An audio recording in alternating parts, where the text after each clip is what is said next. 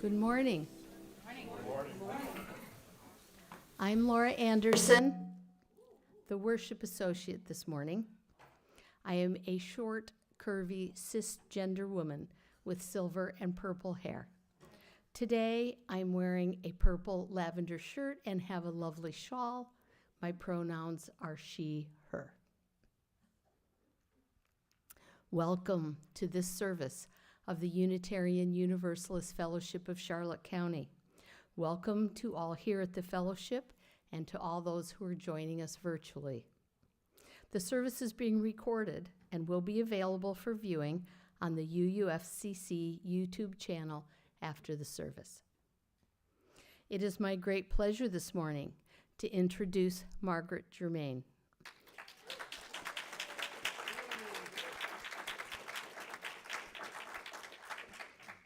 Margaret joins us this morning in the capacity of Director of Music. Perhaps Margaret was born to be a musician. She is a composer. She told me that she has been composing music since she was 12 years old. She has a degree in piano and choral music from Northwestern University. She taught music for 8 years in the Sarasota public school system and was full-time music director at St. Michael's Catholic Church of Siesta Key for 25 years. She sang backup for Andy Williams as a professional singer with Sarasota's Gloria Musicae. Perhaps Margaret is a Unitarian Universalist in her heart. She has been involved in interfaith, environmental, and peace activism and hosted a radio show called Building Peace on WKDW Radio in Northport. She has lived in the Sarasota area for 40 years, is originally from Lexington, Massachusetts. Please join me again in welcoming Margaret Germain.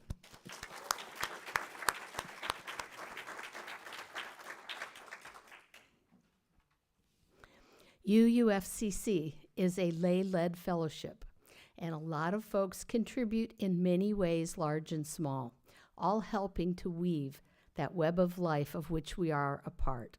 Much gratitude is due to many. Welcome to February. The Soul Matters theme for worship this month is Living Love Through the Practice of Inclusion. Maybe you read the introduction of the theme in our February newsletter, and rereading the article, I noticed that twice I said, inclusion is hard work. This month, we have the gift of being together and considering what inclusion is and how to create space that is inclusive. I am happy we can do this hard work together. I know we will come out better for it. I would like to thank Reverend Sue Gabrielson for joining us this morning and supporting us in being more grounded for this work. At this time, we would like to welcome anyone who is here for the first time. If you are comfortable doing so, would you stand or raise your hand and tell us your name and where you're from? How is it that you found us this morning?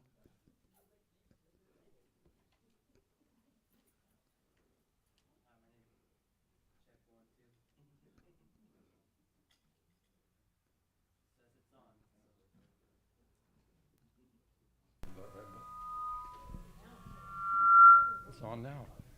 Give it a shot. Hello. This is God. Just joking. No, my name's John, and originally from Idaho. Moved here 6 years ago, and yeah, just here to observe. So, Welcome, John. Very, very good.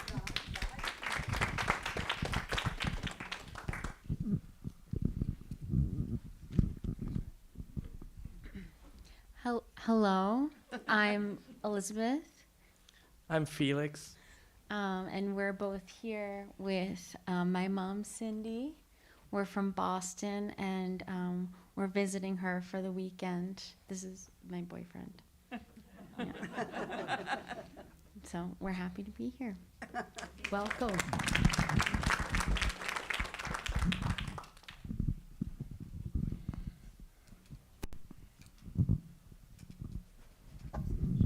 Hi, my name is Jamie. I'm Margaret's other half, and I'll be singing in the choir as a tenor and sometimes a little baritone and stuff. So, thank you for welcoming us. Welcome. Did you want to say anything, Bill?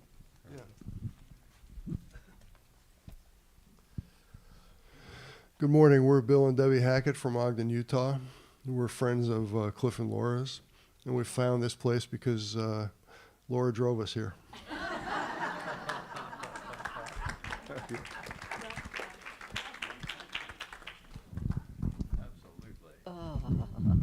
Okay, I'm Stephanie Garrett. I'm a snowbird. Yes, I'm back. And I injured my neck. So I've been here for a month, but I couldn't turn my head, which I still really can't. So I've been in hiding. But out of guilt, I had to come today. And I'm Mary Jane Williams, and I'm the former administrator here, and I was required to take a certain amount of time off and ended up taking a couple of more months off than I had planned on due to having another knee problem. I had to have a second knee replacement on the same knee because they botched the first one. So anyway, I'm 4 weeks out of that, and this is my first time out. So it's good to be back. I missed everybody.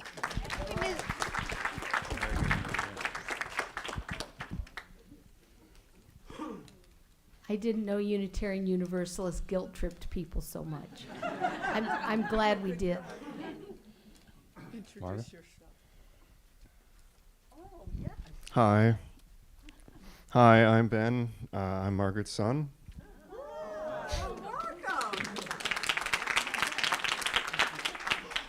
Thank you, Ben.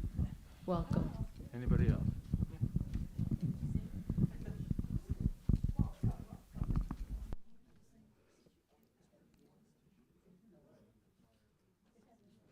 The prelude this morning is Dance of Joy, an original composition by Margaret Germain.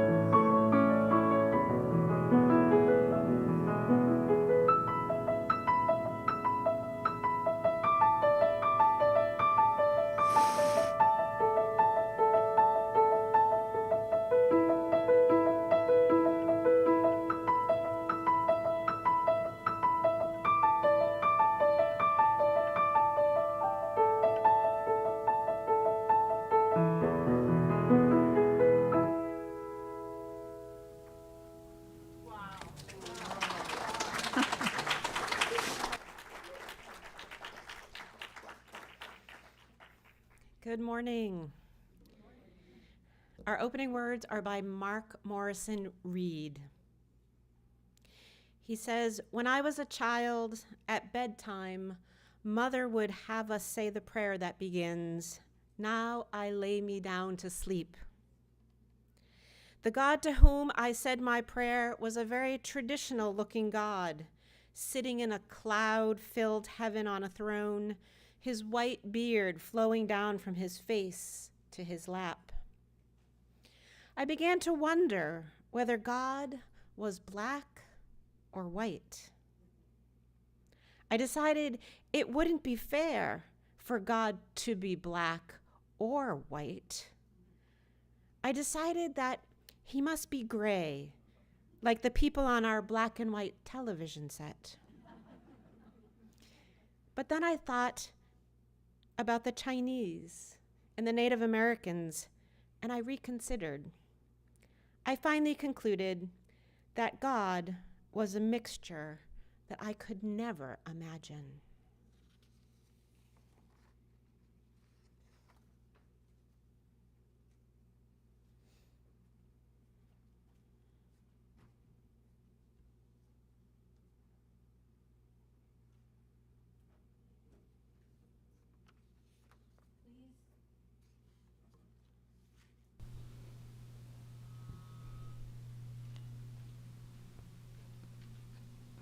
Please join me in reciting the chalice lighting words printed in the order of service while Bill comes up to light the chalice.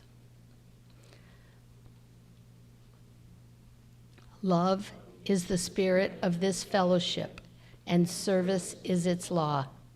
This is our aspiration, to dwell together in peace, to seek truth in love, and to help one another.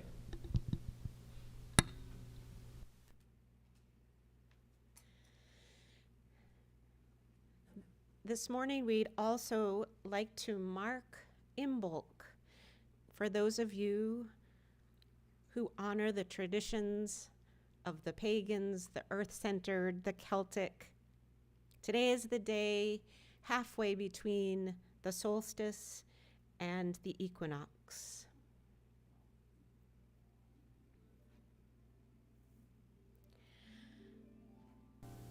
I am the unopened bud, and I am the blossom.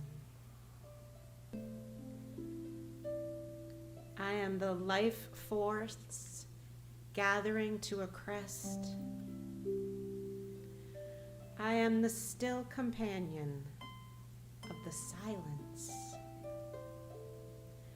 I am the far-flung seeker of the quest.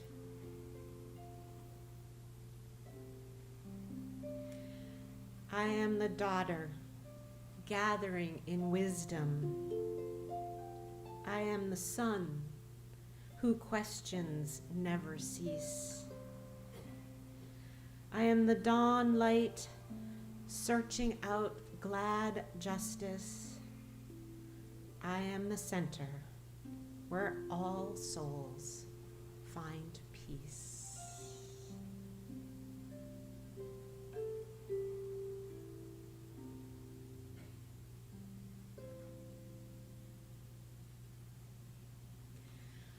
I'd invite you to rise in body or spirit. Our opening hymn this morning is number 149 in your gray hymnal. The title of the hymn is Lift Every Voice and Sing. It was written by James Weldon Johnson. Sometimes I like to, today is a little bit about history, so I'm going to just tell you one line about this song. Weldon wrote also God's Trombones, a collection of 7 sermons in poetic form. He authored this song in 1900. This was written for a group of school children to sing in honor of Lincoln's birthday. Today it is considered by many to be the national anthem of African Americans.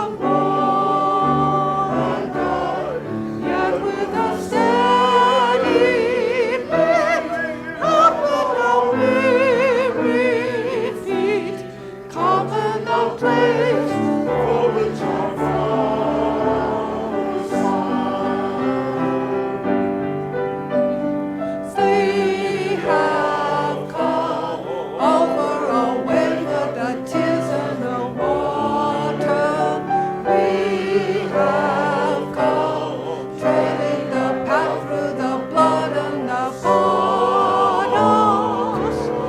Return the gloomy suns till midnight stand at last, when a gleam over the soul is cast. God of the weary years, God of our silent tears, Thou hast brought us thus far on the way.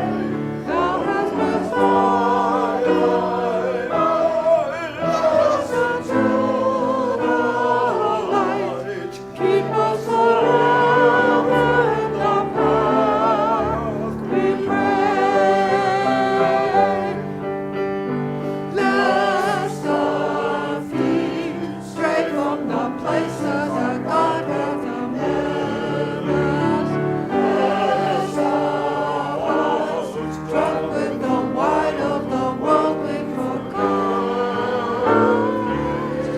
shadow not in thy hand, may we forever stand true to our God, true to our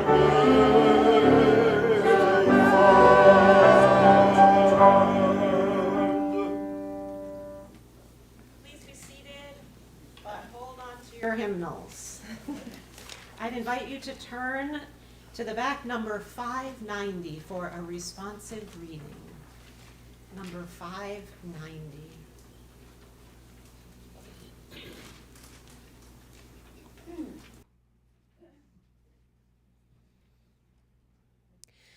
When the Spirit struck us free, we could scarcely believe it for very joy.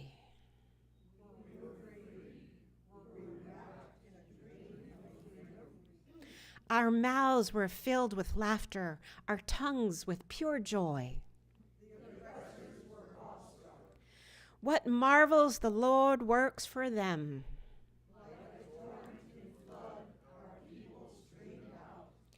Locks, bars, gulags, ghettos, cages, cuffs, a nightmare scattered.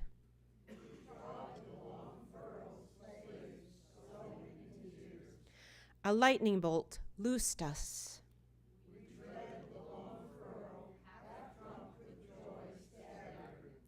The golden sheaves in our arms.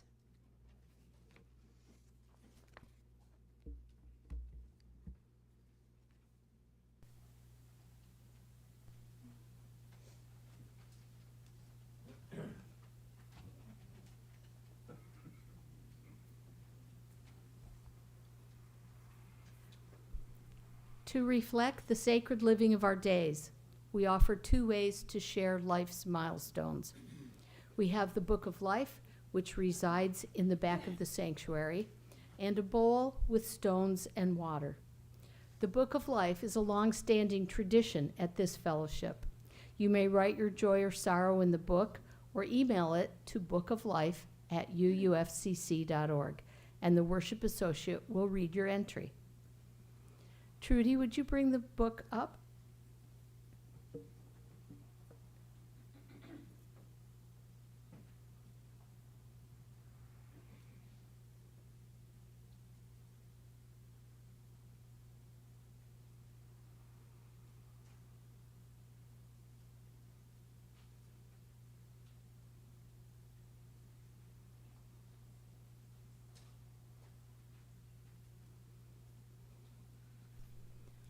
Yesterday, February 1st, was Peg Stunkard's birthday, her 104th birthday.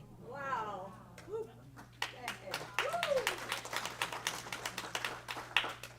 Ted says, my thanks to the several men who offered to help solve my collapsed drapery problem. Things are now under control.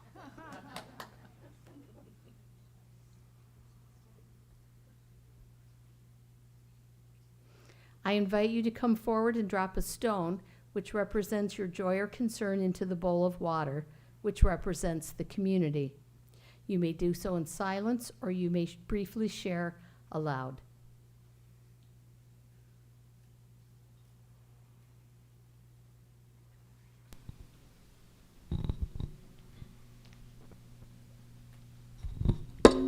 I'm going to drop the stone first because I always forget.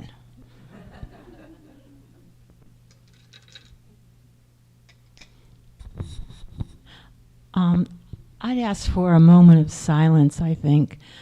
Our dear friend Jonathan, who is Maureen's significant other, he only has one kidney and it's a transplant, and it began to fail a couple of weeks ago, and he kept getting worse. And they just got in the car and drove up to Largo, 90 minutes from here one day, because he couldn't get the help he needed on the phone or talking to anyone else. Largo is where they did the transplant, so they took him into the emergency room, and he's been there, I think, mostly the whole time, doing tests, and they have discovered that he needs a stent in his aorta. And because of the aorta problem, it causes too much fluid, and I'm just repeating what Maureen told me, so I'm not a doctor, nor do I play one on television. Yeah. Because of the aorta not working right, the kidney is failing because it can't handle that much fluid. So they are either going to do it, they're probably not going to do it today because they fed him breakfast this morning, and if they're going to do it, he can't have any food in his stomach. So they're hoping to do it tomorrow. Now, he is in critical condition because his heart, he's not getting enough oxygen, which is causing problems with the heart being able to stand what the procedure. So if we'll all just do whatever it is we do when we close our eyes and think about a person, and have a moment of silence, please.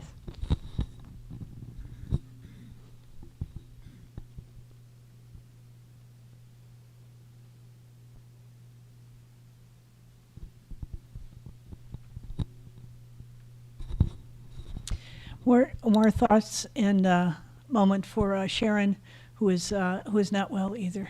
Thank you.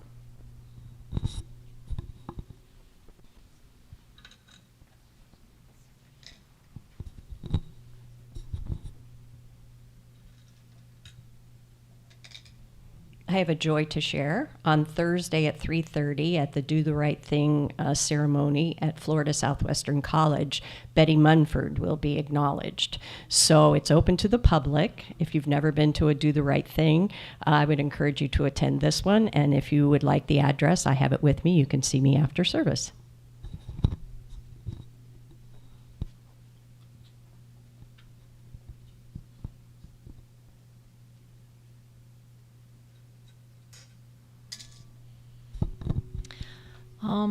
This is a joy for our good friend John, who had his knee replaced on Monday and seems to be doing pretty good, and I hope that continues and we see him back here real soon.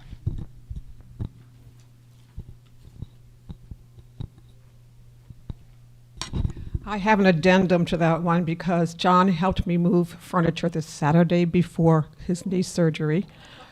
He is a friend like I can never imagine. But before his surgery, we were moving a whole bedroom set full of furniture that someone had given me. So I'm so glad and so grateful for him.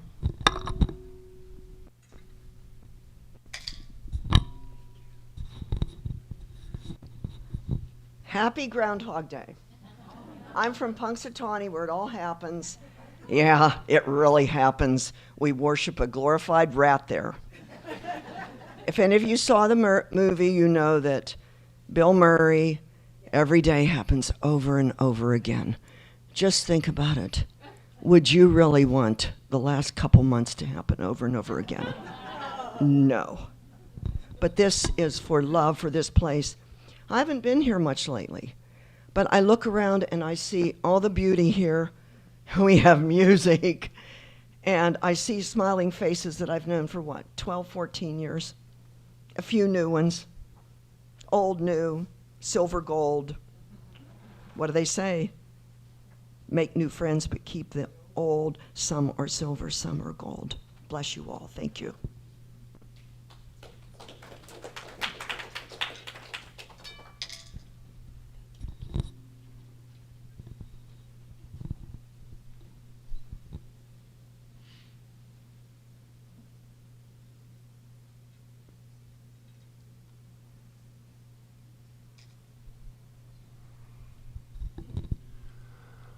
Esta piedra es para la gente de Cuba. So this stone is for the people of Cuba. We just visited there with Cliff, Laura, and Nancy, Doug, with Don and Laura. And the guide that we had brought a great truth to my attention. He expressed something I had never heard it put in these terms before. He said that whether you believe that the poverty and oppression of the Cuban people is due to the policies of the United States government and its embargo, or whether you believe that because of the communist and socialist system that is employed in Cuba as a political solution, either way, the Cuban people are caught in the middle of that.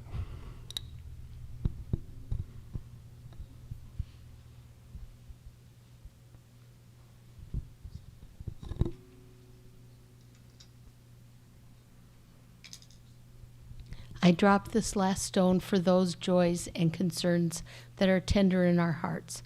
May we all feel surrounded by the love in this community.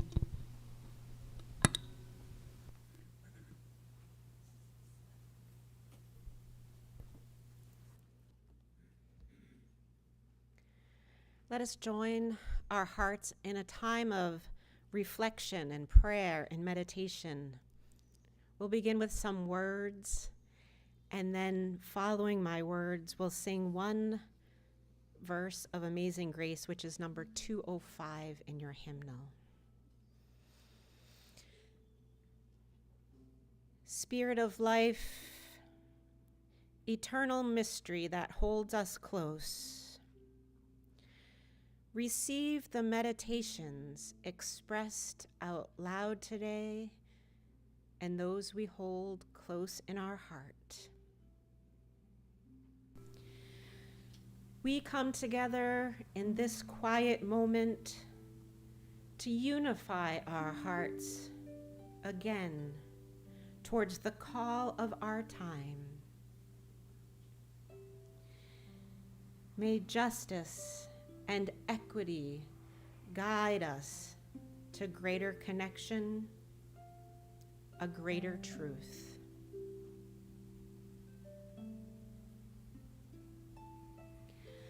Our part is just as great. To approach dismantling systems of oppression within us in order for us all to be free.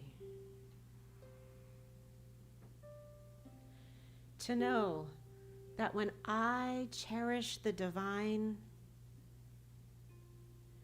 that spark within me, when I know in my bones that I am worthy of love and I am whole just as I am,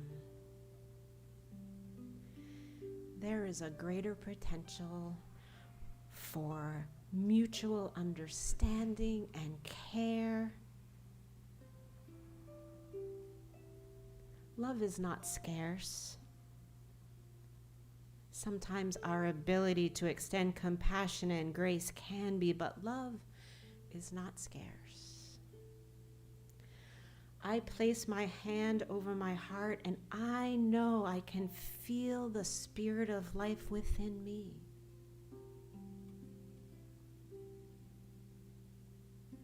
I'd invite you, place your hand over your heart.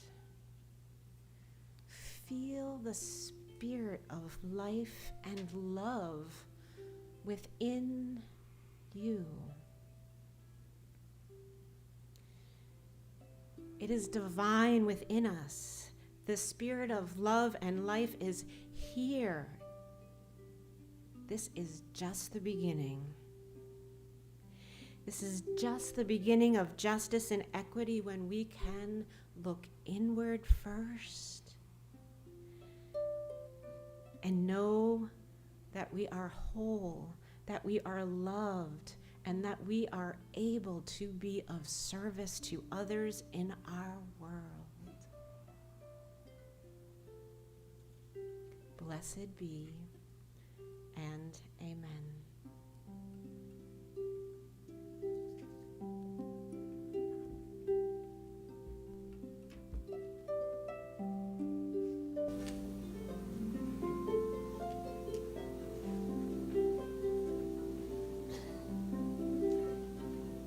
You can stay seated.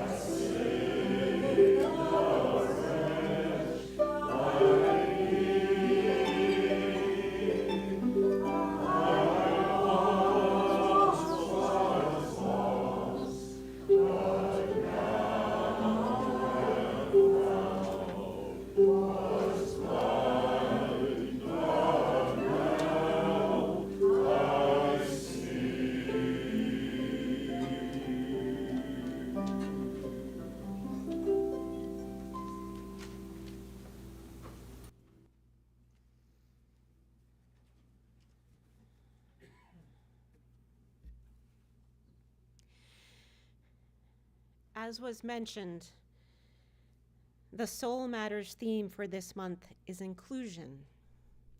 We also acknowledge February as Black History Month.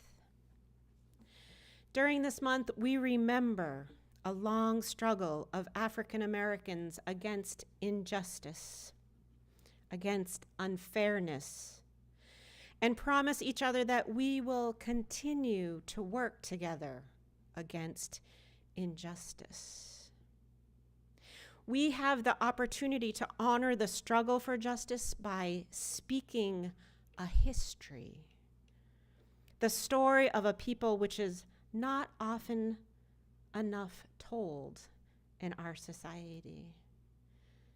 And what better time than in this political climate to lift our voices when people are invited to. I'm going to ask you to bring a blanket up front.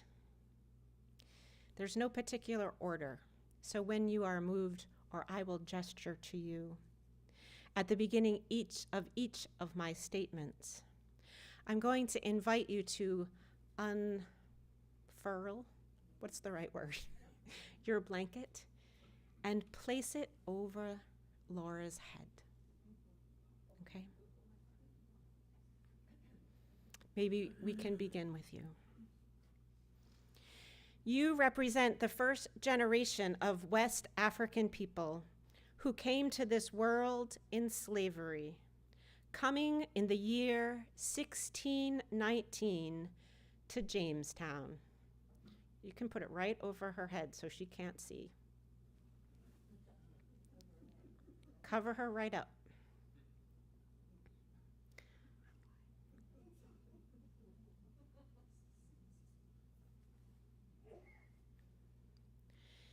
You represent the children of those people, born between 1625 and 1650. You remain enslaved.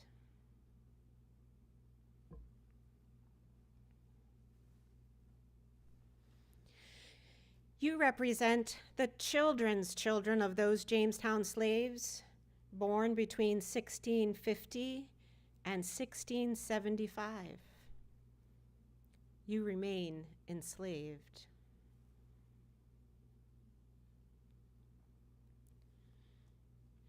You represent the children's children of those Jamestown slaves, born between 1675 and 1700. Many of your generation remain enslaved. You represent The children's children of those Jamestown slaves born between 1700 and 1725. Many white people have come and taken land for their towns and cities. The cities and towns are doing well, but you remain enslaved. You represent the children born between 1725 and 1750. The Indians who used to live in the area have been driven out to make way for the expanding number of cities and towns in these British colonies, but you still remain enslaved. You represent the children born between 1750 and 1775. These British colonies have begun a way of independence, stating that all men are created equal, but you remain enslaved. You represent the children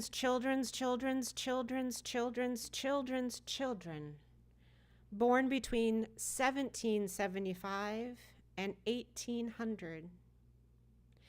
These British colonies are now a country, the United States of America. Many native peoples have lost their lands as the United States has become bigger and bigger. The cotton gin has been invented, meaning that farmers can grow lots more cotton and make a lot more money. It takes a lot of people to take care of the cotton. Many white people choose to get the help they need with the cotton crop by buying more slaves. Thousands more West African people kidnapped from their homes arrive in chains, and you remain enslaved.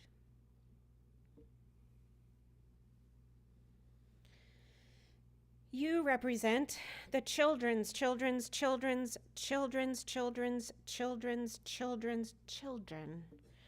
born between 1800 and 1825. This country is twice as big as it was just a few years ago. Many white people are going west, looking for more places to build towns and cities. The cloth mills in the north are hungry for cotton, so farmers in the south grow more and more, needing more and more slaves. As more and more slaves arrive, you too remain enslaved.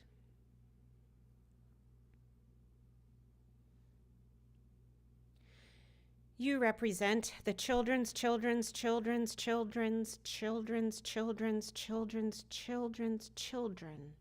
born between 1825 and 1850. The Indian Removal Act of 1830 is pushing Indians from their land. Many are slaughtered. In 1848, the United States takes a huge piece of Mexico and now rules over its Spanish-speaking citizens. There are now groups of people writing and speaking against slavery, but still, you remain enslaved.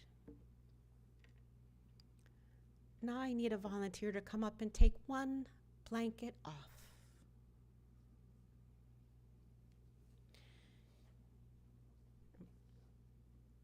You represent the children of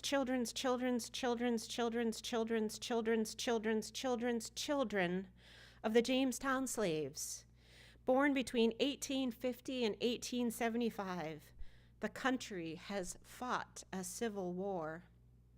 The railroads have been built by Irish and Chinese workers. The Indian Wars continue in the West as Native peoples are forced into small areas of land called reservations. Slavery has been officially outlawed. You are no longer a slave, But people in power are working hard to limit your rights.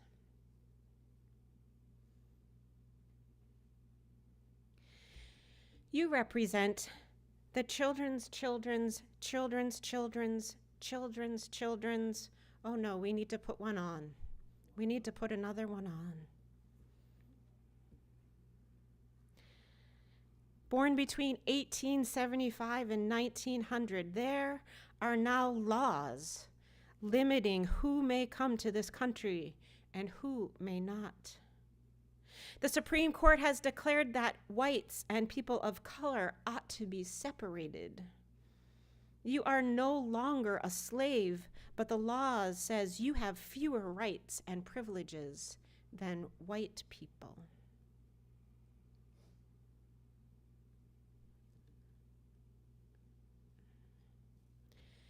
You represent the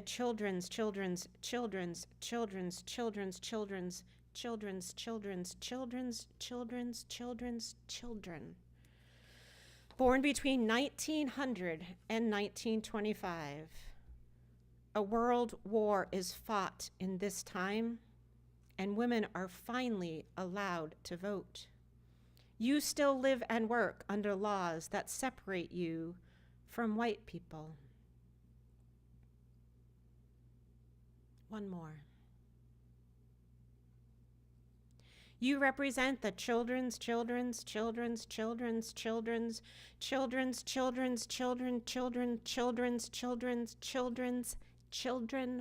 born between 1925 and 1950, some of you. The country suffers the Great Depression, and when many people lose their jobs, then fights a Second World War. Just like in the rest of society, people of color in the army are kept separated from the white people. Whole towns full of new homes are built after the war for the returning soldiers.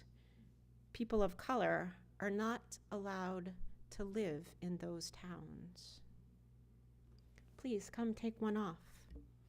Because you represent the children born between 1950 and 1975. This is the time of the civil rights movement and of Martin Luther King. At long last, the children's children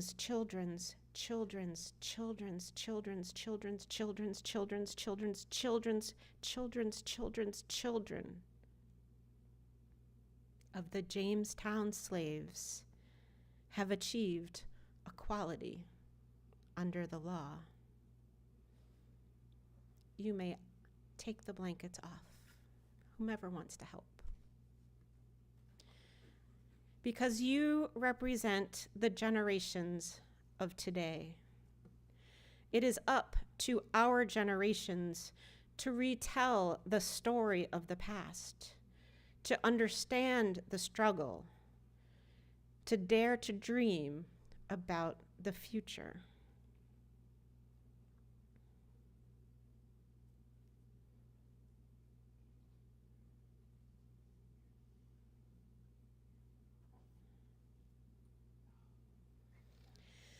This is a history that is not about explorers or wars or presidents or building cities.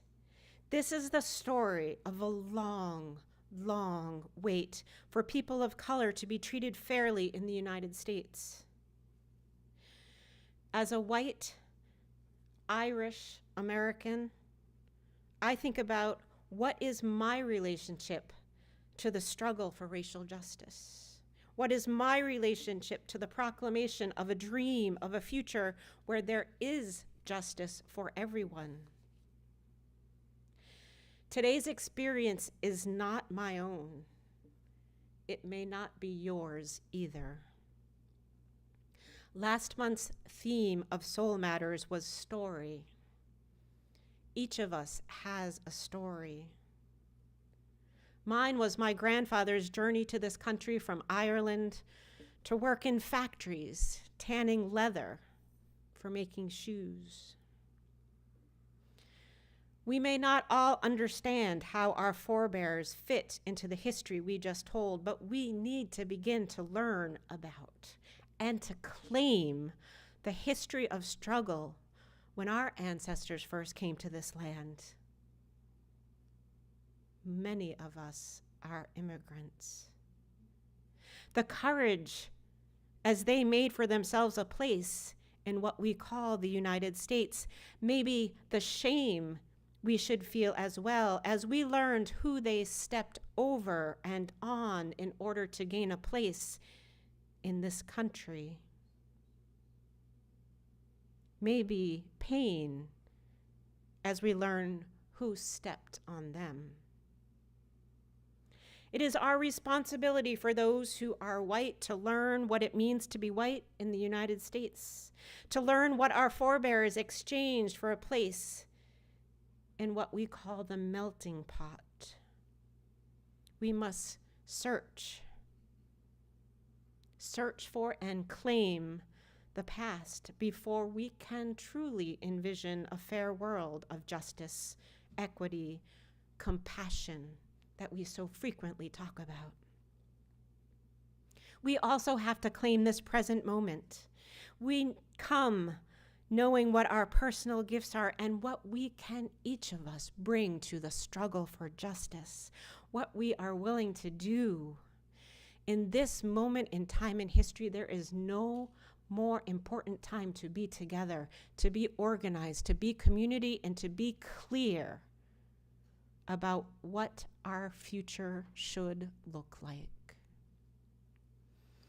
Reverend Sarah Duwal said that in our justice work, she often hears the critique that we as UUs and liberals in general do too much reading and studying and not enough doing or action.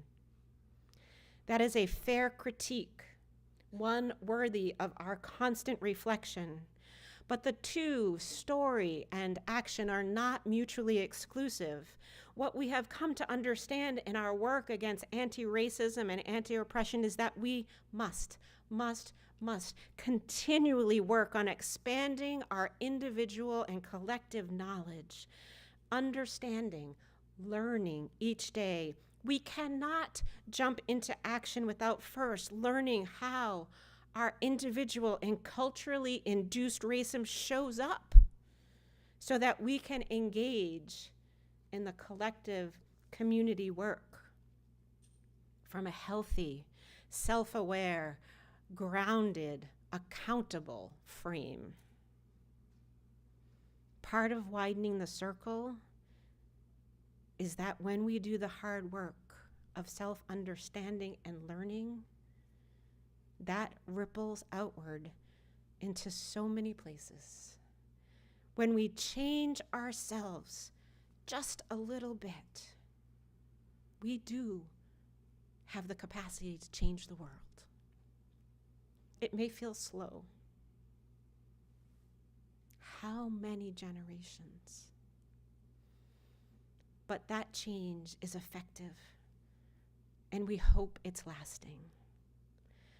And I hope that you have learned and changed just a little bit this morning.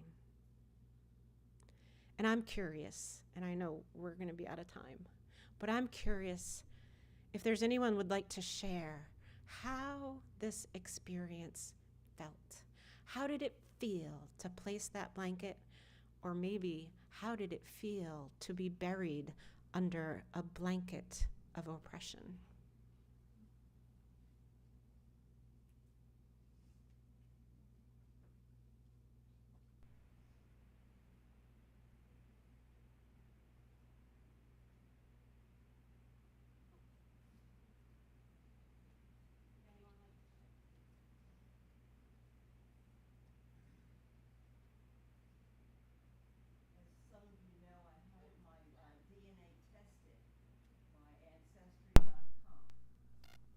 And my forebears first came to this country in 1750, which surprised a lot of my white friends. 1750 was so long ago. and my family had to wait so long. But the other part of my DNA, and it's interesting, I was maybe 70% Nigerian, but the other percentage, which was very high, was European. Most African Americans are race. So think in terms of hurting others, you are also hurting yourself. Lessons learned need to be taught so that we don't repeat ourselves again. And this is what we're up against right now. I'm going to trade you mine. That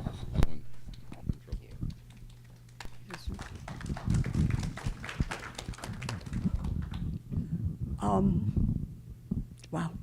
Covering her up felt like hell. I can't get over what it did to me. It's like it felt like hell covering her up and listening to this. It's horrible. I'm sorry.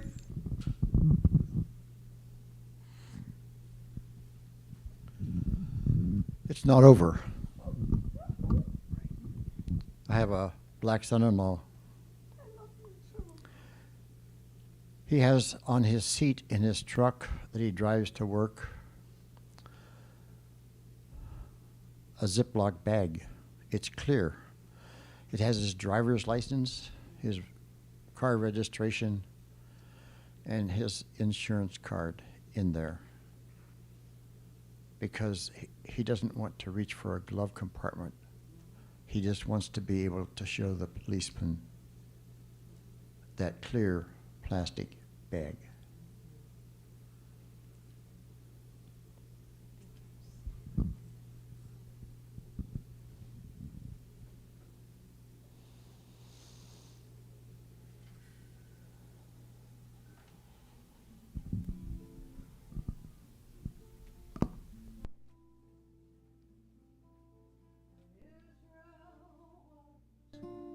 In Egypt land, let my people go. Oppressed so hard they could not stand, let my people go. Go down, Moses, way down to Egypt land, tell Pharaoh to let my people go. Oh, let us all from bondage flee, let my people go. And let us all, humanity, be free, let my people go. Go down, Moses, way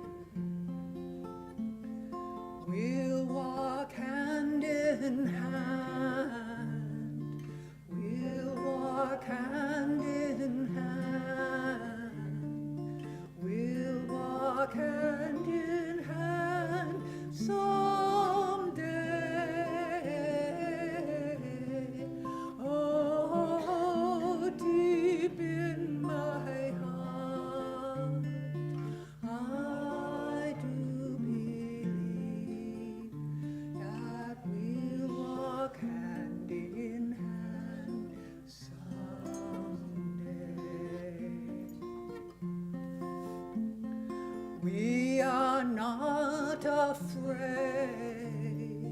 We are not afraid. We are not afraid today. Oh, deep in my heart, I do believe that we'll walk hand in hand someday. We shall live in peace. We shall live in peace. We shall live in peace someday. Oh, deep in my heart, I do believe that we shall live in peace someday.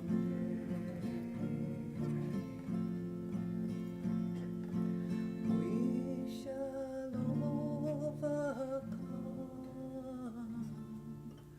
We shall overcome. We shall overcome someday. Oh, deep in my heart, I do believe that we shall overcome someday.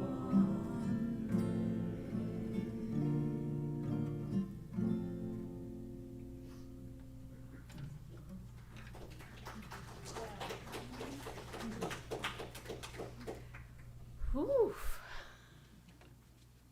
Thank you, Reverend Sue.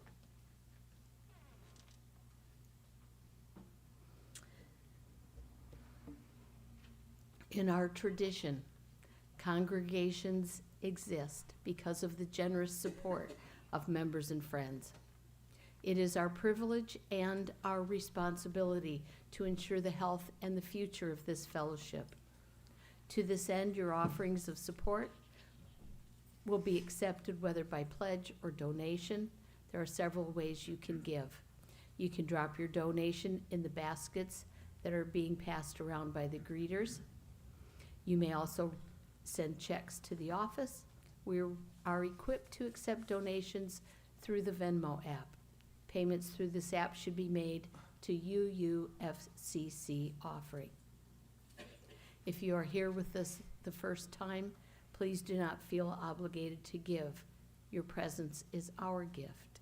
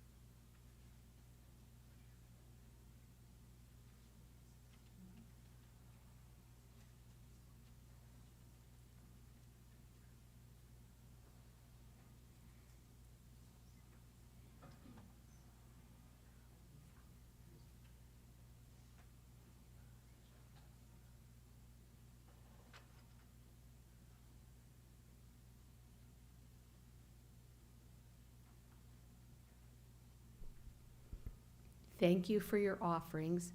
We pledge to use them wisely to support the mission of this fellowship and continue so that we can be a place of love and light in our community.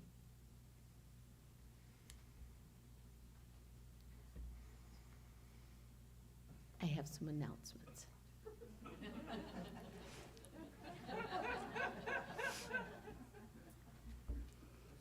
I have an announcement from the leaders of this fellowship.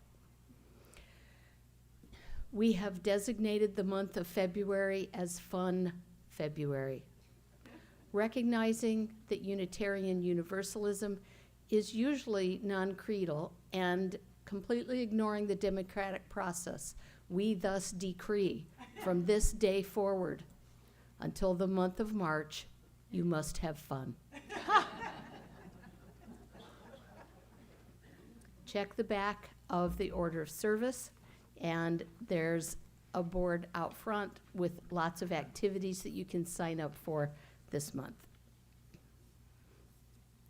We are creating a poster about the spirit of inclusion, and in that spirit, please take a moment, and it will not take you much longer than a moment, to add some color to our piece of artwork that was created by us, assisted by Laura Learman. It is in the social hall, so please do that. We are getting to know UUFCC gathering will be on Wednesday, February 12th at 1 o'clock. Our new member Sunday will be Sunday, February 16th. See Lori for details.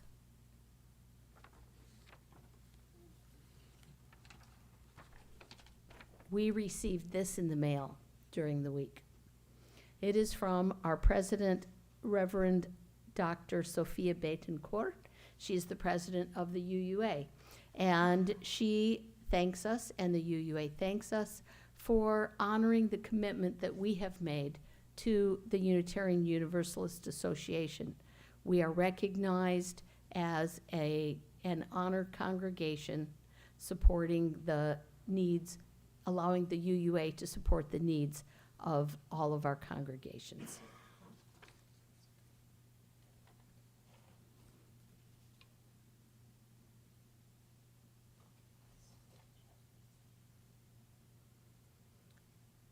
Today we have a potluck. It's the first Sunday of the month. Even if you didn't bring something, you are welcome to stay and share food with us.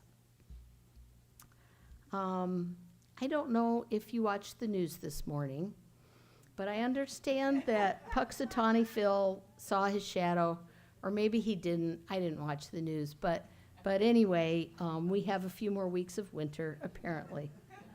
In recognition of this tradition and recognizing Susie's favorite holiday, I would like to share a quote by Bill Vaughan.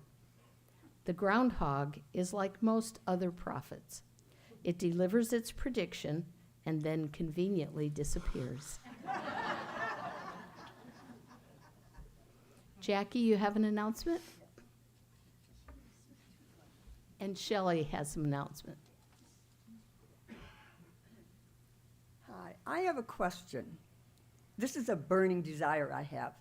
How many of you like the fact that on the third Sunday of each month we had a birthday cake? Would you please raise your hands if you liked it? Okay, because we're trying to figure out whether to continue to do it or not, and it looks like we're not going to do it. There wasn't enough hands, so, okay.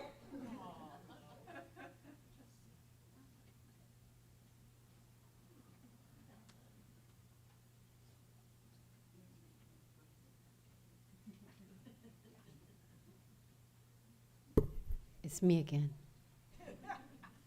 I want to thank everybody who came to yoga last Monday. It was a wonderful turnout, and I'm encouraging you to do it again. Of course, it's every Monday at 3 p.m. here in the sanctuary. And I'm hoping that people who did join us enjoyed, I think, what Jim was doing. And he does take it down for the people he's with. So he did show us how he could stand on his head in various and sundry ways. But that is not the requirement of us. I want to remind you of the auction that we're having, and we're having a meeting on Tuesday at 10:30 in the back porch. Please plan on attending, especially if you are going to participate. I have these sheets, I have my act together finally, for each of the kind of tasks that we have to have done. Some of you have already signed up. Some have not. I'm going to try to pass this around, get your signature if you want to be on it. And I do need your email address because I want to create kind of a thread so that I can send stuff out to everyone, right? Last but not least, next Sunday is Drum Circle. The Coalition of Immokalee Workers are going to be here, but basically our music will be predominantly drums and percussion.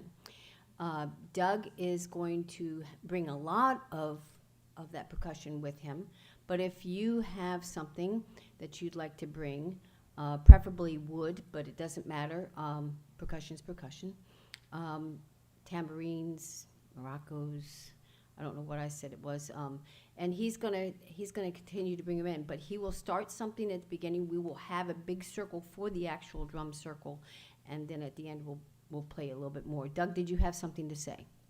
More cowbell. I love that skit. Yes. And that's about it. If you have any questions about the drum circle, just ask Doug or me. We're still working on it, but I think we've got it down. It'll be great. It's very, very inclusive, which is basically our theme of the month.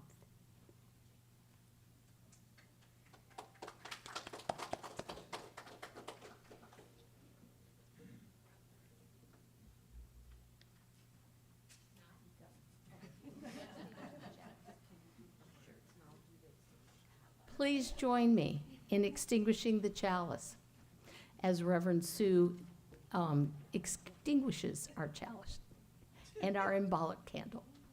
We extinguish the chalice, but not the light of hope, the fire of commitment, or the warmth of community.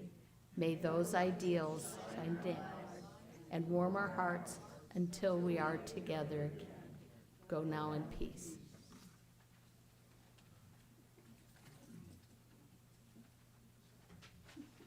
Our closing hymn is number 121, We'll Build a Land.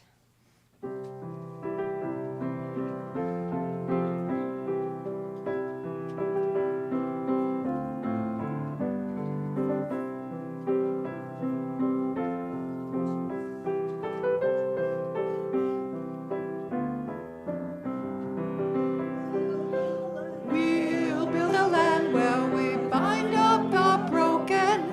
We'll build a land where the captives go free, where the oil of gladness dissolves the mourning. Oh, we'll build a promised land that can be.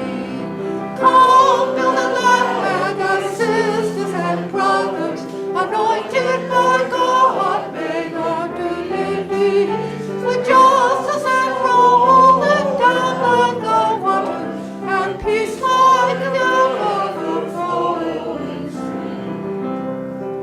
We'll build a land where we bring up the tidings to all the afflicted and those who go, and we'll give them garlands instead of ashes. Oh, we'll build a land where peace is born.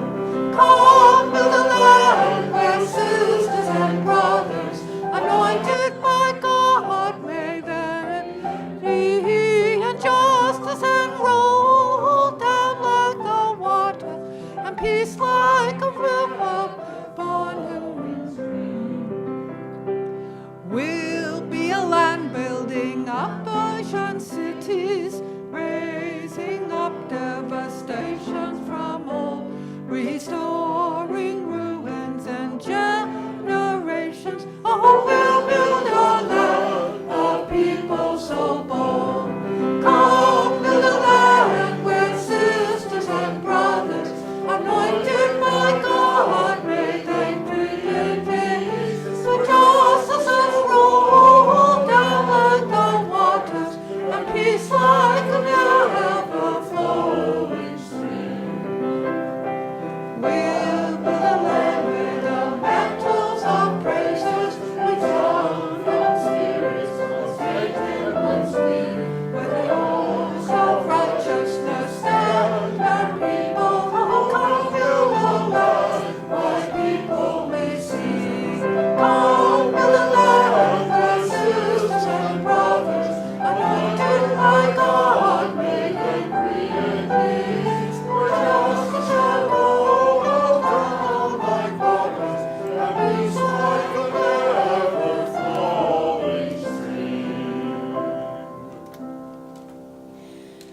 Go in hope, for the arc of the universe is long and we can bend it toward justice.